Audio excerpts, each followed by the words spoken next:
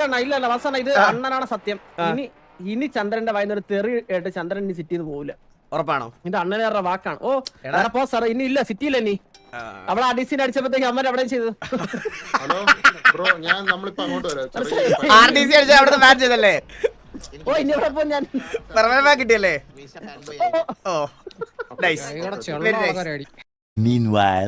ചന്ദ്ര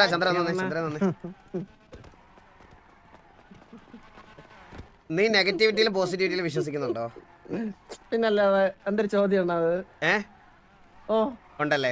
ഞാൻ വിശ്വസിക്കുന്നുണ്ട്. അതിന്റെ ഏറ്റവും വലിയ എക്സാമ്പിൾ ആണ് ഒരു നല്ല കാര്യം നടക്കുന്ന ദിവസം ഒരു മോശ കാര്യം നടന്നു. ഇന്ന് അവന് വണ്ടി കൊടുത്തു, നീ തിരിച്ചു വന്നു. മനസ്സിലായോ? അതിൽ ഏതാ പോസിറ്റീവ് ഏതാ നെഗറ്റീവ് എന്ന് നീ തന്നെ ഊഹിച്ചെടുത്തോ.